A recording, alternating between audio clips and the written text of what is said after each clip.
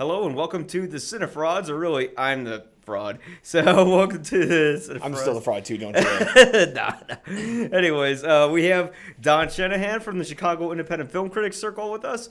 I'm Mike Crowley from the Laugh Factory. You can come see us every day, 7 days a week.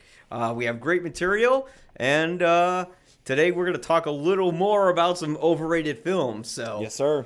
who do you think is overrated? I already know the answer to this question, but I'll just pretend like I don't. Right. I feel like I've come here for confession today. I feel like I have to talk to the people and say, hey, I know I'm trying to be this nice, good film critic. I know I help direct the Chicago Independent Film Critics Circle and write on my own site and pretend to feel like I'm an authority of things, but I'm here to confess and to state out loud that the overrated filmmaker and film I'm here to talk about today is Terrence Malick.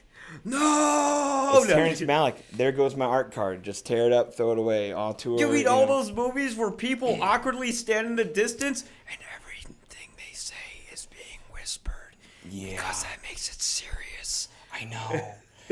Yep. I'm here to say that if I'm going to sit here in movie confessions of sorts, Terrence Malick is overrated for me.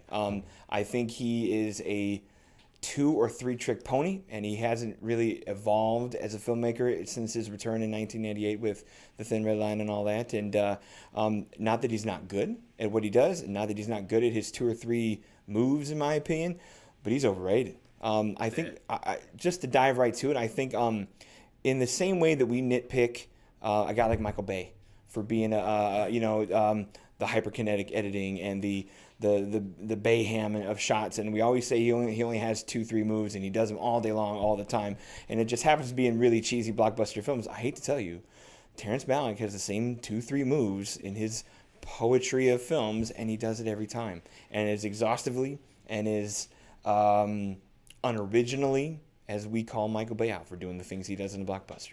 Wow. I'm putting it on that level. Now, 2 different guys, 2 different filmmakers. Products are different completely, but in terms of we're sitting here critiquing, overratedness or even just the way that we nitpick, yeah, I think the same people that... Now, I'm not going to sit here and defend Michael Bay. I think he's a hack too. But I think Terrence Malick is your most overqualified hack we have going today. Oh, so Terrence Malick is like the Michael Bay of art house films? I'm going to go there. Woo, I'm going to go there. Man, well, I worked with Michael Bay. All right, good. As a PA, but, It counts. Yeah, I got some Michael Bay stories. Let's hear one. Give me a sidebar example. Okay, I don't know if I should say this on the internet, but all right, well then censor it and change names. It's staying in. Staying in there. Next movie confession. So the first AD had... this is a story from someone else that I am interpreting. I won't say who it was, but he said that the first AD was having a heart attack on set, and he fell on the ground. And Michael Bay stepped over him, and he just went, "Can I get another first AD?" Wow. Yeah, and I could see that because they said, I remember the first day we were at a production assistant meeting, they said to us, "You can't look at him in the eye, or else he'll fire you on the spot." Really? Yeah. And I heard about someone getting fired on the spot for looking at him. Right. Now I almost want to make up stories in the similar fashion about Terrence Malick. Like, do you get on set and if you don't smell like lavender or patchouli, you have to leave? Is it going to go there? Because I'd love to be a fly on the wall with him making films. I want to see him in front of the camera, just being like, "Yeah, we got that cut." Yeah, no, what did you get? So for me, for Terrence Malick, it's just and I get this. How do I say it like this? I get it. I mean, he makes beautiful films. I won't doubt that whatsoever. I'll try to compliment the man first. Working with Emmanuel Lubezki over the years here as a cinematographer, and even Alexandra Desplat doing the scores and all that, and some of the production design and costume people he employs to do some of his films. They're gorgeous films. They look great. But for me, they don't go anywhere. Or they don't go anywhere enough to justify the beauty on hand. I can do a pretty picture and have a pretty picture, but to what end is always my question when I get out of a Terrence Malick film. What was that? I mean, what for and to what end? And I feel like when he has a story that requires him to have a bit of a script or have a beginning or an end, it works. Like The Thin Red Line, he has something in mind. Now it wanders and it has its dalliances and all that, but Days of Heaven. Sure, I mean, he's bound by a story that's got a beginning, a middle, and an end. Even a little bit of The New World. You're bound to kind of, he's at least confined to talking about the history of which he's on. Yeah. But when you get to, and it's the two films I have reviews for on my site, since I've only been doing my site since 2010. But for me, what the straws that broke my back for handling Terrence Malick were The Tree of Life and Night of Cups. Yeah. So how were they for you? It's funny. Like, when I saw The Tree of Life, I liked it. Okay. But I could see, like, where he was going to be going with every single other film after that. Yeah. Like, you started to see Terrence Malick get a little high on his own supply. That's a great way of putting it. Yeah. Like, he definitely started to get way into the inner monologue of the characters. Yep. The metaphors that his films mean. Mm-hmm. He's starting to get into all those elements that, are extremely pretentious, and that's fine for that movie. Like, the funniest thing is, I thought the Cosmo sequence in that movie was the best sequence of that film, which could have stood out as a movie in and of itself. Oh, absolutely. And I think that's why he's kind of on that whole Voyage of Time thing from last winter. But, yeah, it just... keep going. I know you got a head thought here. Yeah, but it's like it connected to the story of how life begins and ends, and it connects to Brad Pitt and his children. And it was like, it was a far-fetched way to do it. That's a very far-fetched way to do it. Yeah, it was. Yeah. But it was so crazy. I'm like... you know what? Shit, man. Good work. I kind of got that. But, there was stuff in it, too, where it was ridiculous. Like, Brad Pitt was just cast as angry dad who eats angrily on camera. Like, every movie has Brad Pitt eating, and that one is just like, do your choice, boy. And, I know. And, like, Sean Penn being cast as his kid. I didn't even know that was supposed to be the kid when he was grown up. And let me guess, Sean plays a mopey old man. Yeah, exactly. With this much depression in this much body. Yeah, of course. Yeah, exactly. He just walks around and looks sad. Yeah, and because that's what Sean Penn does. Yeah, and it's funny because Sean Penn actually said that he originally read the script of the movie and he thought it was a brilliant script, and then he saw the film and he didn't get what was going on in the film. And I'm just like, wow, if Sean Penn calls a movie pretentious, I know. That's bad. That's the thing. Like, I mean, when I say I get it, I really do. I mean, I get the metaphors, I get the themes of where he's going. It's just delivery and for what purpose. For example, like the Cosmos sequence, which in as a mini film, like you were saying, is fantastic for sure. But and if you're gonna do that as a parallel between life and father and son and the journey and this and that, that's fine. But maybe for pacing's sake, could you cut that up a few times and merge it in with the rest of the film and not be a 40-minute vacation that has us baffled and has us scratching our head?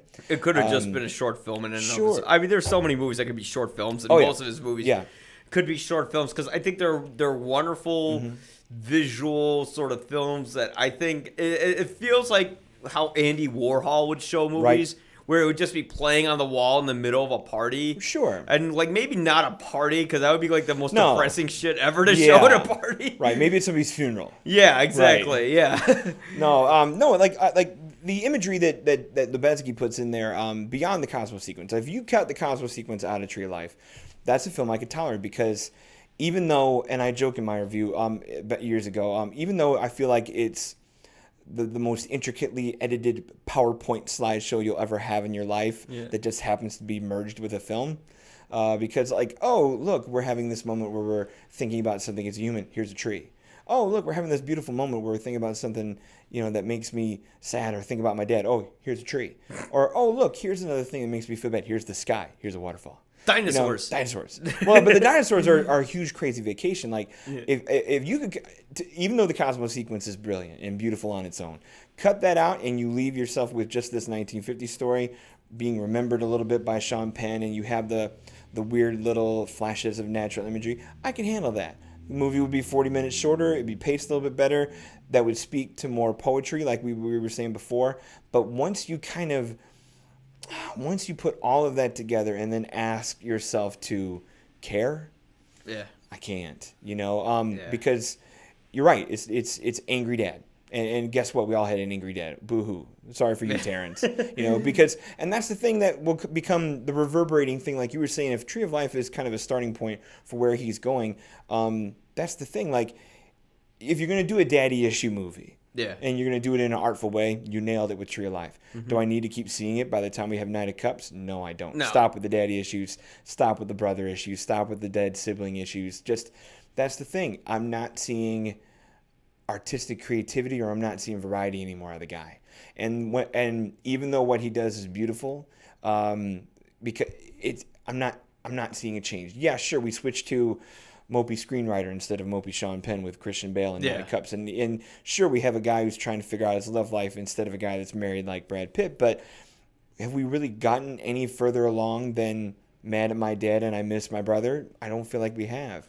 And when he does it in a loosey-goosey way with no script, and you're asking for improvisation, that can work with some cast members, but it doesn't work with all. And I think with the different choices that have been there in terms of casting, I don't know if some of those films work. The other thing is, if you're going to do this poetry with curtains and drapes and fawning over beautiful women and whatever navel gazing we want to call all that stuff that Terrence does, are you really going to do that every single movie? Because I feel like every time I go out here, I'm going to see curtains. I'm going to see someone looking out the window. And it's just, if this was any other director doing the same tricks, so to speak, I'm going to do too many air quotes, but if we see the same director doing the same tricks or the same tropes, we would nail him to the wall for it. Yeah. If this was, and I know I'm using the crudest of comparisons to go with Michael Bay, but we were all watching 13 Hours, The Secret Soldiers of Benghazi, about a year and a half ago. I know.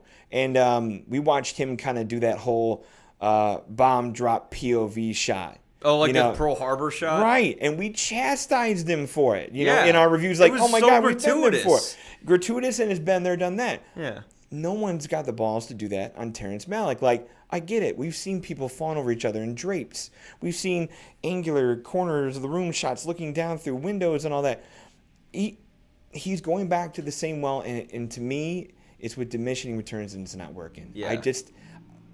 I know it's a terrible comparison with Bay, but the same way that we're not seeing anything new. Yeah. We're just not seeing anything new. We're not anything complete. I don't know.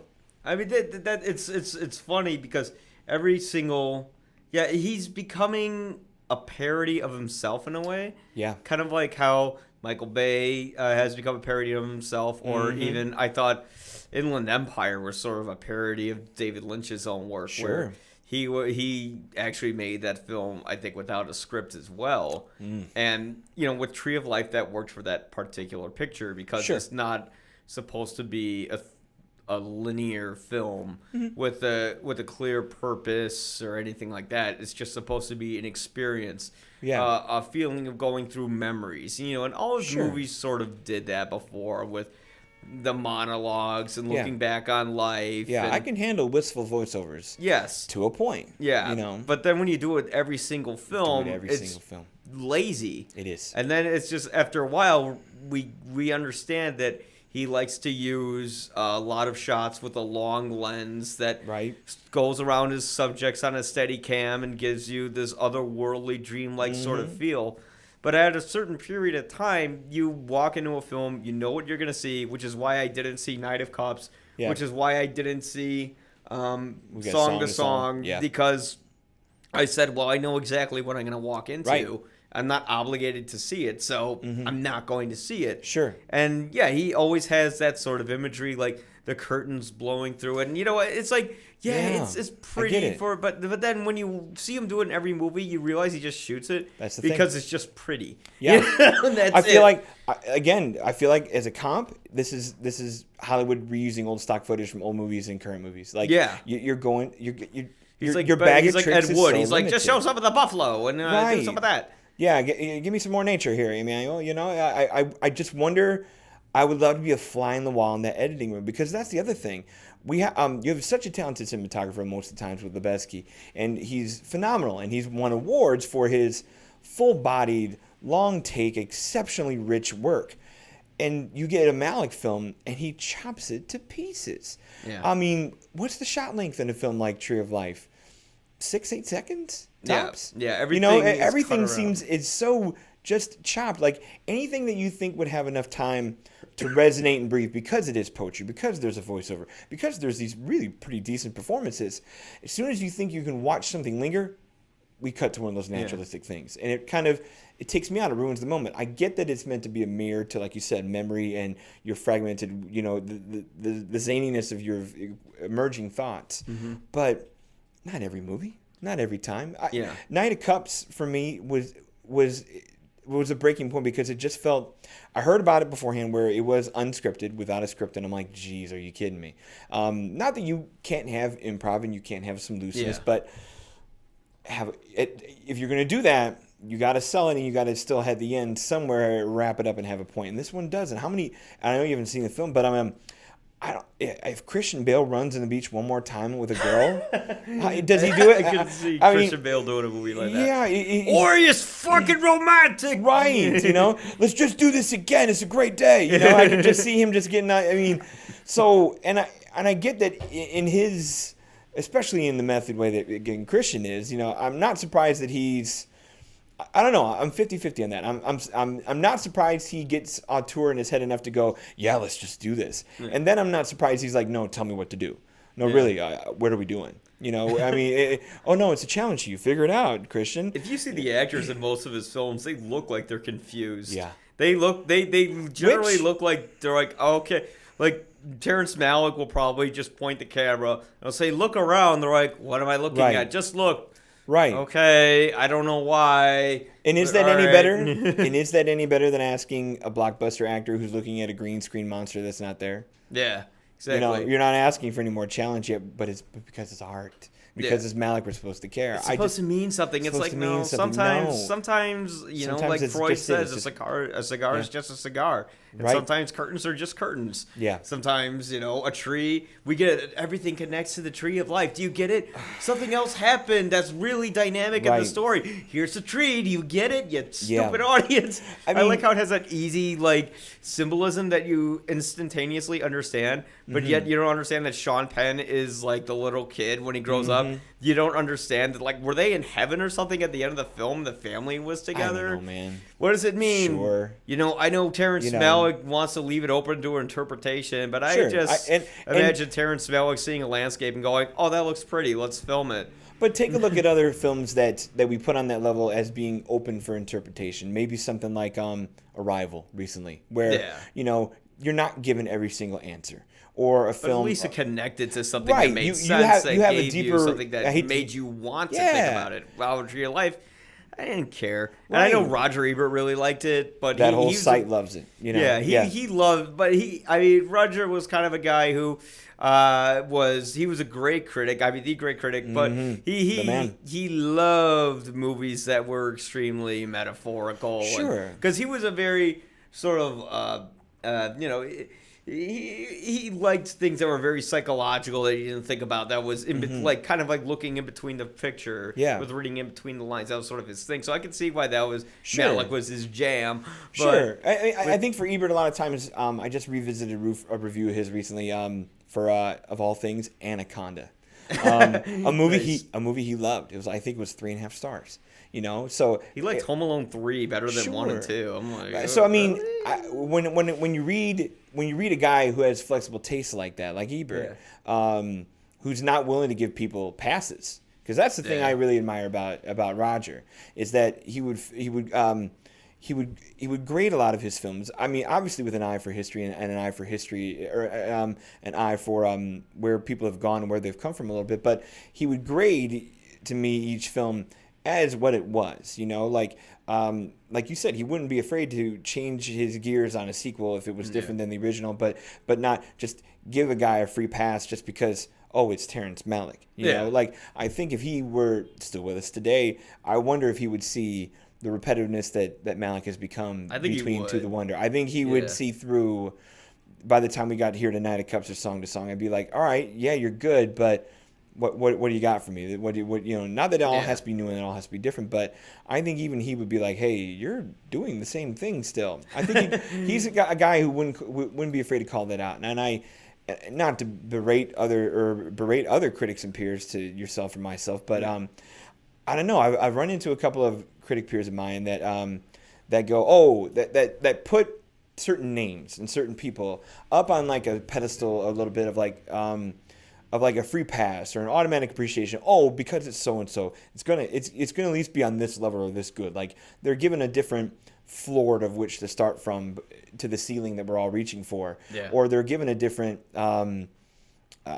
pass or a different thing. Like, oh, just oh, but remember, he did these great works, and honestly, I got in this argument with a peer about Malick on it. Like, oh, because he did Days of Heaven and things like that, because he has these masterpieces in his repertoire, he should always be considered a great director every single time he steps out. No. This is a what have you done for me lately industry where if you want to make the comparison to now, if Damien Chazelle, who just got done knocking the ball out of the ballpark with Whiplash and now La La Land, if he were to hang it up today and quit, it could at the age of 32 or something like that. Yeah, you can say if the only films he made were the 3 or 4 he's done, the small stuff and the 2 we know, you know what? His scorecard's pretty high. Yeah. He's going to come out here someday and make a bomb. He can't keep a winning streak going forever. Oh, yeah. Can I call him a great director forever? Yeah. If he stops right here with La La Land, if all he's ever done is very good to great, yeah, call him great. But just because you have this resume that you made this amazing couple of pictures back in the day that you should always be a great for life or carry some card that you are, no. And the actor comp I put there is Robert De Niro. Yeah. Robert De Niro. Look at what he's doing now. It's like Bad Grandpa, Yes. Meet the Parents, Meet the Fockers. But if I want to put him fuckers. on that, so if we're using that rationale of you made greats, you should always be great. I'm not going to walk into Dirty Grandpa and go, you know what? But because it's Bobby De Niro, I'm going to care. Yeah, it's crap. Crap is crap. Terrible. And that's something I think, like you went back to Ebert, I think that's a guy who would separate and go, no, hey, Raging Bull, you're making crap now. I meet a lot of peers of mine who just, because it's Malick or because it's so-and-so, won't just... They're not realistic or they're not current in a certain way, and and if that blows their hair back and that's what they enjoy and they want to find the repetitive poetry every time, I'm fine with that. But I'm not willing. No one to me has a forever card of you're always awesome. There was that great time when they covered it in Life Itself when Roger held Martin Scorsese's feet to the fire when he basically praised Who's Knocking at My Door, which was his feature, his first feature, and then he loved Mean Streets, and he was always giving him this praise. But then he made what was the sequel to Cool Hand Luke that he did? The Color of Money, or the Hustler sequel. Yeah, I'm sorry, The Hustler. I got you. Same movie, Paul Newman. Yeah. But he made The Color of Money, and then Ebert did not like it at all, and then they asked Scorsese what he thought about it, and Scorsese felt like it was Roger's way of saying, "Hey, you're doing great, but you fucked up on this one, film to film. Yeah, so watch, you gotta watch where you're going, and it's like it hurt, but it was a way for him to learn, and if you give anybody a free pass, you're gonna let them make whatever they want. But luckily, Malick did say recently that he wants to go back to more narrative type of filmmaking. I'm all for it. Yeah, and because that's good. He's learning. Because if he applies what is his art and his craft to something that maybe somebody else wrote, it'd be glorious. It'd be beautiful. Yeah. Absolutely, no doubt about it.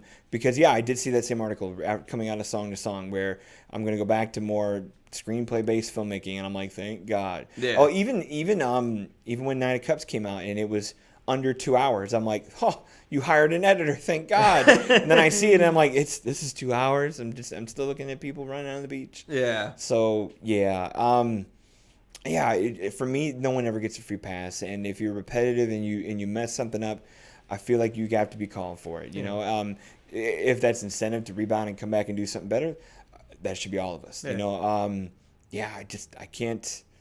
Oh. And I'm always rooting for filmmakers to make a comeback. Even Michael Shitty Bay. Yeah. Like, if he makes a good movie, I'll be like, hey, all right, Michael Bay, good job. I mean, I heard, ahead of 13 Hours, I said, you know what? It sounds like this is a little bit different Michael Bay. Yeah. He's putting himself back to maybe some of that military movie stuff, which he can do good. Still went to it, still walked out of it, still crap. But Oh god, yeah, I couldn't see it. It looked like propaganda. Right. But I know this kind of counts as a tangent, but a guy who is losing, not that he ever had a card where it's automatically awesome, but Steven Spielberg's slipping for me. Yeah, he's starting. I feel like Lincoln was on its own in a place okay and good, but then I thought Bridge of Spies was formulaic, slow, and boring. It literally ended with Tom Hanks sleeping in a bed. Like, that was. And no offense to Mark Rylance and the minimalistic way of which he acts and the composure he has. You don't take that Oscar away from Sylvester Stallone. No chance, no way. I can't put Rylance up there. Oh, was he nominated? Oh, Mark yeah, Rylance? He was nominated for Creed. For Creed. Which was such a surprisingly good film. Yeah. I thought it was going to be like a knockoff. Like, oh, shit. They're going with the kid now, but like it actually worked. Right. You know, and it even had like a memorable theme in it. But anyways, but then and then Spielberg got to the BFG last year, which I thought was total crap. I didn't even see it. You're not missing a thing. Yeah, I mean, it looked like when he does kiddie stuff and he does like, I thought Lincoln was pretty good, but it really should have just been called the Emancipation Proclamation. Yeah, no kidding. Because we Instead spent of more Lincoln. time in politics than that. So because I thought like some of the stuff with the supporting characters were way more interesting. I want to watch that Tommy Lee Jones movie. Oh my god, that would have been great. Absolutely, with the multiracial relationship. Yeah. Absolutely. Yeah, that was like way Far more more interesting than Daniel Day-Lewis going, I have another funny story. Like, I don't care. No. Watch me act. Give me an Oscar already. It works, but but like, no, he's straddling the line, Spielberg. I mean, he's getting there in years. We'll see what's going on with Scorsese. You know, like I'm excited for his new Netflix film because it's got like the Dreamcast in it. Yeah, Sega Dreamcast. No, but okay. That's a video game pun. I know what you got. But like I just hope it's not, because I was talking to somebody recently at a film festival and he said they were working with Scorsese on a project and he was shocked by his method because when he said, "What's your vision for this film?" Scorsese literally just said, "I don't know. We'll just see what happens." All right. Like, you think senility's setting in a little bit? Scorsese would say that. Yeah. Did you see Silence? I did. What did you think? I liked Silence. I liked it. I didn't like Silence. Oh, I could totally understand why though. Yeah. Because the worst part is like that movie literally made me physically sick. Yeah. You know. But I know it's by design supposed to. Like Silence is supposed to be hard. It's supposed to be difficult. It's supposed to be this torturous test for not just the characters, but as us in the audience. Because I don't care who you are, atheist, agnostic, Christian, otherwise, you can't help but watch that character be put to that task of, apostatize or else without going, what would I do in that place? And I'm not that kind of person. My faith is not strong enough where if it saves somebody's life, right I'm away. stepping You're right. like, oh wait, what? I stepped out of my Stop accident. the movie. Sorry. We're done. Yeah, let me save you some time here. So I just want to see the outtakes where Andrew Garfield accidentally like slips on them. Oh, I know. Yeah, but no, for me, Silence, because that's the other one almost on a Malick level that everyone put on this existential artsy level of being this amazing film, and cinematography's nice from Rodrigo Prieto, but it's nothing special. Music did nothing for me, even though people put it on that pedestal. Wait, there was music in it? I know. I found the Japanese characters more interesting than the American characters. I don't think Andrew Garfield's a very good actor. I think he seemed like he was phoning it in. I think he did too, or he just doesn't have that next level of. How do I say it? I don't think he's got that next level of. Almost want to say, and I hate to use the word because it's in the movie, but I feel like he doesn't have that next level of torture in here. Yeah. Because like he, it's still safe. It's still acting. It's still I'm a takeaway from my assistant in my trailer. Like I don't feel like he's ever so incredibly committed that like. Not to compare like DiCaprio from The Departed a year ago where you really put yourself through the ringer. I never feel like Andrew Garfield is actually putting himself through the ringer in that movie. Yeah. I feel like Adam Driver does it better than he does. Yeah, I thought Adam Driver was more believable. I'd love to see that switch. You know, and I'd love to see Driver be believable in that film. I mean, obviously you give Garfield a terrible accent, the second one of which he had that year, but because he's equally terrible as an actor in Hacksaw Ridge, even though that got his God, actor that movie nomination. was such a great comedy. Comedies, that's the thing. If you could step into that movie and think of it as a comedy, it would be a hilarious comedy. Because by the time we're doing torso shields, I'm laughing my ass off. He I know. field goal kicks a grenade, and then he slaps another one out of the air while a tension track is playing, and he does like a samurai flip. And then you have Vince Vaughn doing his absolute worst R. Lee Ermey impression possible. Like, we've been there, we've done that. I Come hate on. Vince Vaughn so much. It's He went just to my not high working for school, me. so I hate him. So yeah. But to circle it back to Malick, as like a final answer, on my website, every movie has a lesson. By day, I'm a school teacher. I'm an elementary school teacher, or I currently work as an instructional coach. So I'm kind of the graybeard who's kind of the tutor and mentor to current teachers. But my website's called Every Movie Has a Lesson. So when I write movie reviews, it's the idea that every movie can teach a lesson, whether it's serious or farcical. So when I get into a Malick film, and I'm sitting here just, looking at my watch, scratching my head, looking at dinosaurs, wondering how many trees I just saw and stuff like that, or how many curtains was the budget in the film. And I go, what the heck can you learn from those films? And it's not that, I've never not had a film where I can't write a lesson for it, but you get to Tree of Life and you can you just have to go to the easy parts. You do The Way of Grace and The Way of, The Way of Grace and The Way of Hope. How did I say it right? The Way of Nature, The Way of Grace are the two themes he throws there all day long. Yeah. And you're right when you said it earlier about that he has his themes and he really imposes those upon his works. The next part of what he does too much of is he hammers it to death. Yeah. Like you were saying earlier, I get it. You don't like your dad, or I get it. The 1950s sucked. Yeah, I get it. Everything is connected to the tree. Right. Let's constantly cut to it. But do I need 2.5 hours of that? No, I don't. No, you don't. Like you said, something that could be a short film. Yeah. So there's the repetitiveness of it where and I'll keep using the comps. If this was any other director who was doing overly repetitive thematic work, hammering the same message and the same thing over and over and over again, maybe even somebody like Gibson, and something like Hacksaw Ridge, where it's this, the nonviolent part of the, the non-participatory thing. It was a very hypocritical film. Oh, yes. So, if you hammer that point home for 2 hours and not chastise Mel, you can't not do the same to Malick. Yeah. And then in Night of Cups, because it was just this rudderless film of, all right, everybody wants to be loved. I get it. Everybody wants to be loved by their family, too. I get it. Beaches are great places to take dates. Okay, cool. My original question at the beginning of this talk was, to what end? And that's where I'm always stuck. Like, what was that for? Is it just for poetry's sake? Okay, fine. I think they just can't gave grade you awesome for Malick this. a bunch of money, and he just thought he could make all these movies he had in his head without fully developing them. Yeah. And he thought it was just going to turn out okay and everybody was going to love them.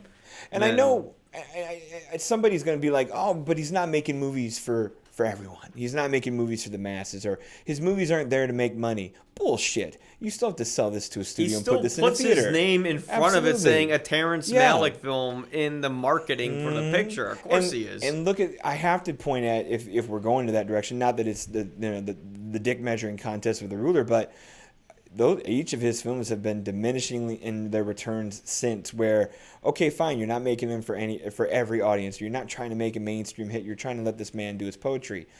Who's buying it? Yeah. Because you go from The Thin Red Line being a 20th Century Fox, holiday release, Oscar contender in December of 98, and the studios that have committed to his works just keep getting less and less. Now, his films don't fit into big studio things. Well, indie shingles are going to start taking him as kryptonite too. I don't know where he's going to make his next film, because it sounds like Song to Song has been a dud. It sounded like it was a fight to get it made to begin with. Didn't work. He's rubbing cast members in different ways the wrong way. I'm happy to see that he's maybe changing his ways to get to a script and do something else. And he's probably saying that so they can fund his next picture too, and he has to make it. You got to make right, because if he wants to make movies for himself, just do what George Lucas is doing now, where it's like nobody's gonna watch these. Like, can I watch those? And that's the thing. Like, I know we sit here and say, or at least the crowd that likes what he does sits here and says, that he's not making movies for everybody. But this is still a business first and an art convention second. Yeah. Because as soon as you start charging tickets and as soon as you start putting these films in the theaters and asking people to pay money to see them, this now becomes a business. This is not an art expo anymore. Yep. So if you want to make an art expo, go take your stuff to an art expo. Yeah, go literally make a film and put it in an art expo. For a guy like Malick, unfortunately, to have, like you said, to convince another theater to be like, hey, how about $40 more million for me to make my little poetry project? Yeah. The people who go for it, okay, fine. You might find some people who artistically agree with you, but man, don't expect my $9. Yeah. Hear that? Step it up, Austin, man. Take that, Austin. Boom. Yeah. I mean, that's the thing about Song to Song is I haven't seen it, but my colleagues I trust in with words that do, like, it doesn't even do the music industry a disservice because Austin has this vibrant, awesome music scene. Yeah. And it's just glazed over in the film. So, I wish the guy could just have some roots. I don't know. He's overrated. I'm starting to think he wants to get money because, like, he made an appearance at South by Southwest. It's like seeing Bigfoot. I got to think he's laughing all the way to the bank because he's getting the bankroll to make these gorgeous, lovely films. Yeah. None of it's showing any returns to earn anything. So, he's got to be the one laughing all the way to the bank. So, yeah. Kind of like Michael Bay. Oh, yeah. Because he keeps making crap and people pay millions of dollars to see it. Oh, he makes so much money worldwide. Like, China pays a fuckload for Watch the Transformers put up another $750 to $1 billion worldwide take. Yeah. It's going to be crazy. Yeah. Oh, God, I hate Michael Bay on a personal level. This is almost becoming like a dual episode because we're making the comparison here. Oh, God. Like, he has I'll dive into Michael Bay with you. Full of cocaine. I know. Yeah. And it's for me, it's for Michael Bay, it's I'll still go to Malick. It's the same tricks. It's the same way he shoots things. It's the same angles. It's the same looks. Like I feel like he hasn't changed the palette of his films. And I don't think Malick's changed the palette of his films. And Bay's right there with him. It's just a completely different palette of paints than what Malick paints with. But I haven't seen any variety out of the guy. Yeah. I think that's what happens when filmmakers are around for a long. At least Scorsese does different things. At least Silence is like insanely different than. And that I could tip my head to immediately from Scorsese. Yeah. It's like you could not the Passion of the Christ. I'm sorry. No. The Last Temptation of the Christ compared to Silence. They're both very different films. Sure. Both are about religion, but. You can't discern it from his other pictures. They're just so unique in their own way, where Silence is literally a torture test both for the characters and the audience, like you said. And it's also a movie that makes you question faith in general. Absolutely. It's a good thing. Because you actually... pushes the right buttons. Yeah, because when the Japanese are talking about, well, we believe in the sun because we can see it, And then when they're talking about, well, I believe in Christ because... it's faith, and they're like, yeah, but what are you talking about? And then, they have to do these egregious things, and at the end, the character completely goes against everything. It does step on the image of Christ. Right. It's like, that's a movie. Martin Scorsese is the only person who can make religious films that I can watch, I agree. Because I'm not really... that whole genre and... scene of films that the God is not dead films, and we just had the Case for Christ recently and stuff like that. Where the subgenre of that marketplace, I don't want nothing to do with it. Yeah, because like most of those have like an agenda to them, and they're not trying to say anything or be unique. And Scorsese makes them, and he's actually asking moral questions relating to our own mortality, or the whole reason, like the reason The Last Temptation of the Christ was great was because it examined Jesus as a person. Right. I always think that you can find a greater truth through fiction than you can through facts, because you can understand the way an individual can feel. And you step away from the bounds of what has happened and can happen. You get more. You have to think more because it's not something that's been done in fact. I'm with you on that. Yeah. But Scorsese has the variety to change his stuff up. I mean, he still might have his tendencies and his tricks. Oh yeah, and his Rolling Stone songs and all that. Cutting in close to things multiple times. But he applies it to different things, like Hugo. He made a children's film, and it was awesome. It was great. Beautiful film. The funniest thing is, I remember I showed that to a class of kids that I was teaching, and they legitimately wanted to know who George Milius was and learn about his films. And I'm like, this is what we need more of in children's films. Yeah, not just mindless action, but something with some thought, provocation to it. Yeah, you nailed it, man. Yeah, and that's I don't know. That's why Scorsese's still fresh and and it will be fresh. Yeah, and Terrence Malick is just kind of he's run out of ideas. I think he's run out of ideas. I wish George Lucas was given the right to experiment more with the type of films he makes, because I don't think he's an actor sort of filmmaker or a long story arc sort of filmmaker, but an individual basis sort of filmmaker. Because if you look at like THX 1138, which is like one of my favorite sci-fi films that I think is vastly underrated. I agree. Yeah. Oh God, I love that movie. You see American Graffiti and you see Star Wars are so different individually, stylistically. I mean, he's a stylistic filmmaker where I mean, like the one trope I guess all of his films have is that he always uses a wide depth of field, and like still cameras, but that's like his thing. But it's just interesting. I think directors are allowed to have those comfort zones and those things, but how can you mask them or serve your story with them in a variety of ways where you're still using the same technique and tool or trick, but how are you applying it to a different thing, a different story, a different narrative, different movie, different character? You're right, Lucas can do that, but he got stuck in the world of Star Wars, and it's a big. But I haven't seen Malick do that, because you're right, when you start pulling out those same lenses, you start pulling out those same angles and tracking shots, but you do it through the same fucking curtains and the same goddamn windows. Same setting, same mopey attitudes and same willowy voiceover. Sad, like my dad's dead. Oh, there's an afterlife. Like, why doesn't Terrence Malick make a different sort of story? Right. Like, dude, make a fucking space film or something. Do something different. I was actually just going to ask you this question. Like, if we had to fantasy play his agent and say, hey, Terrence, there's a couple people, maybe just two guys, that don't like your work. But here's this next project. What would be your ideal, like, knowing what Malick can do, the beauty of which he has this poetry and this edge and this feel for things.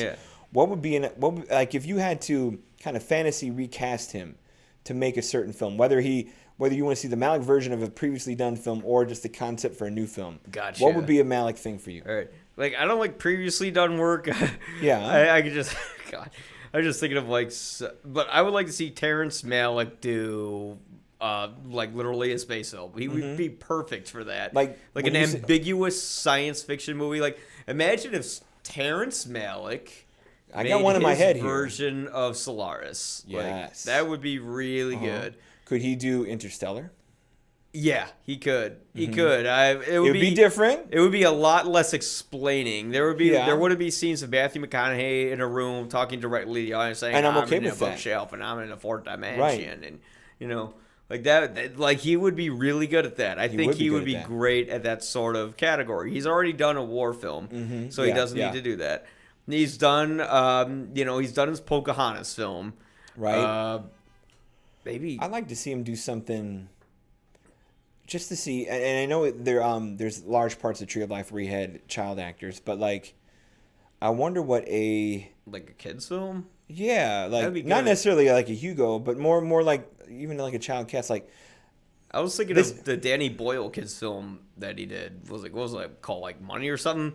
That could be done. Do you remember that one? I do. What's the name of that film? I think it's Money. Oh, okay, yeah. I wonder if, or is it Million? Yeah, Millions. Million. Yeah. No, for Malick, I thought about. I don't know why it came into my brain. Maybe it was during the same year, but like, I wonder what a Moonrise Kingdom would look like from Malick. Now that's asking for all the Wes Anderson stylings to go out of the way and put a Malick version of that out, but. That'd be a really depressing Moonrise Kingdom. Yeah, I know. But no, it would be interesting for sure. No, I mean, I'll give the man that. He makes things, even though they're repetitive, they're weird, and they're unreachable and experimental and existential, all the TIAL adjectives. Even though he makes all those things, I have to admit, no matter what, he still makes, and Terrence Malick still makes interesting films that beg for an audience. I get it. I haven't seen Song of Song yet. I should to retain my critic's card here in confession, yelling at Malick, and Yeah. how can you yell at the guy if you haven't seen his most recent film? I feel like I don't have to, but at the same time, I'll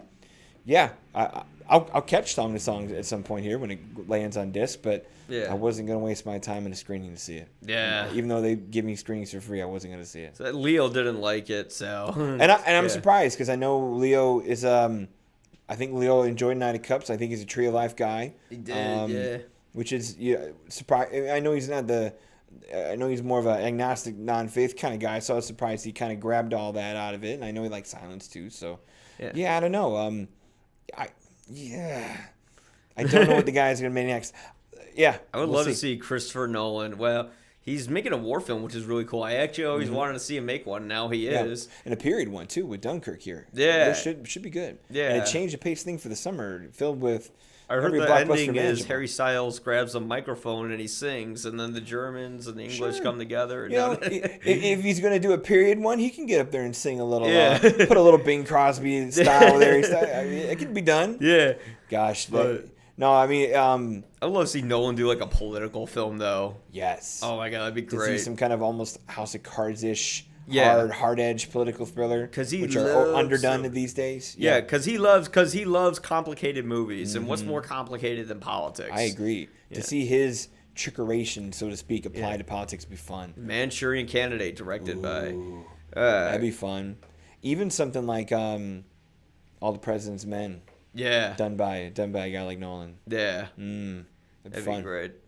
See, yeah, we don't need another. Who's the guy who does all the HBO movies about politics? He did Recount, and he did the Sarah Palin movie. Is that Jay Roach who did Austin Yeah. Powers? Yeah. It's the same Jay Roach. Or I think was that a different guy? It might have been the same dude actually. Oh, Google will answer for us at some point. But yeah.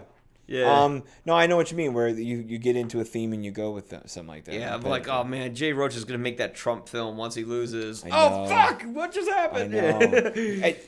We're gonna get a Trump film at some point. Oh, yeah. You know, whether it's 4 years from now or 8 years from now, it's happening. I was talking to somebody and they're like, it should be done like a comedy. I'm like, no, because we treated it like it was a comedy, and then he won. We Right. need it to be done like a horror film. Right. Like I don't want to see the primary colors version of the Trump thing where we're laughing at the Clinton-esque looking Travolta and all that. Like no. Yeah. Give me something with some fear of God because we were this close how many times in the next 3-4 years to really fucking up our country. Yeah. It's okay. Yeah. We talk about politics on our show. I'm okay with that. Then boom. All right. Well, on that note. Before it dives too deep. No.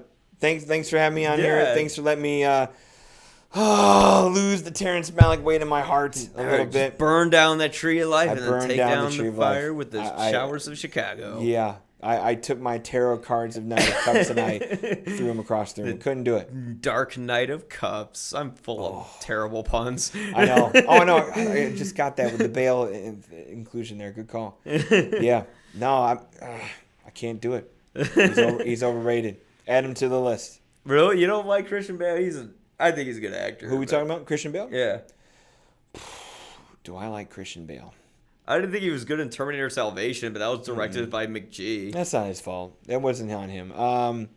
I think he chooses the right challenges of projects. Like, he's never going to... Even though we watched him do something, a comic book film like Batman, it wasn't the typical Robert Downey Jr. role, sellout-y kind of comic book film. Not that Robert Downey Jr. is selling up. And if they handed me as much money as Robert Downey Jr. is getting handed, I'd do comic book films too. No, I think Christian Bale is one of the more gifted actors about... not doing the same thing every time, doing something challenging, finding a new thing. He's not doing another superhero thing. No, he will never repeat himself, and that I admire about Christian Bale. That's what's so is he, awesome. Is he always good in everything he does? I don't know, but he'll be different. He'll be different every time. I think he's a really exciting actor. Yeah, because you don't know what you're gonna get. Yeah, he's good. Yeah, it's funny. I remember and like. People think I'm crazy when I say this, and I swear it's the truth. Like, right before Batman Begins was announced, I kept saying, like what would be the perfect Batman movie would be if it was directed by the guy who did Memento, and if Christian Bale, who was an American Psycho, started as Batman. Right, because you got the suit and the slickness. Yeah. And I think I went on something called movies.com at the time, and then they announced Batman Begins. Oh, and I did say it should be about how Batman becomes Batman. Right, if you do a year one story there, yeah. And then they announced it. I'm like, I should have been a producer. Yeah. How do you feel about where the Batman's going now? Ugh, I don't care. They got it right with Nolan. You don't need to, These can be the cartoon versions that we get in crazy team-up movies. But it's film industry. It's a business. It guess keeps what? making money. They're going to keep making Batman. You're going to see another Batman in 6 years. Exactly. It'll be another actor. This one for 2-3 years. It'll be a different actor. Yeah. I'm okay with it. Yeah, it's just, I don't... It'll be all right. It's Matt Reeves is directing it, so it should be fine. But I'm glad they're taking the wheel away from Zack Snyder. Yeah. Just get it, I mean, because I know Marvel doesn't do it perfect, but at least they have different artists and different voices come in for their films. It's not all the same filter. Joss Whedon will make a different movie than Lord and Miller will, or the Russo brothers will, and stuff like that. So like they change it up enough that and look what James Gunn's going to do here with Guardians of the Galaxy. So and they had Edgar Wright almost for a little bit there with Ant-Man. Where I like that Marvel at least will go get a different artist and not just have one guy be the czar for every single thing the way they had Snyder going here. So we'll see. Yeah, we'll see. Anyways, thanks a lot, Don, for coming on. Is there anything you want to plug before we take off? You can find my reviews of myself, everymoviehasalesson.com, Twitter, Facebook, Instagram, the usual things there. Not up to much. We're coming into the summer movie season. I'll do a quick shout out here for people who are, if you're into the summer blockbuster movie season, another podcast that I'm a guest blogger on their site, but sometimes I'm on their podcast, is a site called Feelin' Film. Feelin' with a I-N and not an I-N-G, so F-E-L-L-I-N film.com. There you go. Feelin' Film does a summer movie challenge where the goal is to predict where you think the top 10 will finish in the box office for the summer between the first week of May and Memorial Day. If you can correctly name the top 10 in order, better than the four of us that are on the critical staff of that site. So Annabelle too. So if you can name what you think in order will be the top 10 finishers of the summer, they're going to have a little bit of prizes and a little bit of a member contest and all that. So I'll plug that. The deadline to send some picks in on that is coming up here for Monday the 1st. A couple more days left. I'm one of the critics you can contend against and try to beat. You ain't going to beat me, but you can try. I got my list. I hate them because they ain't them. Right. So I'll give a little plug to that, the Summer Movie Challenge. Look us up that way. It's also on my site as well. But that's what we're up to. Leo and I are part of the CIFCC. We're 27 critics strong, and we're just trying to kind of get our name out there, kind of be a champion for the more independently minded films and also the independently minded critics, because not all of us are... I work for big outlets where a lot of us are self-made people like Leo and myself, and we try to rope in different ways of doing criticism as well, between the podcasters, the video essayists, people like yourself, and we're going to get there. Where I don't know, I feel like we're a nice, eclectic, different group in a city that has room for two. So, yeah, that's all I can kind of plug a little bit there.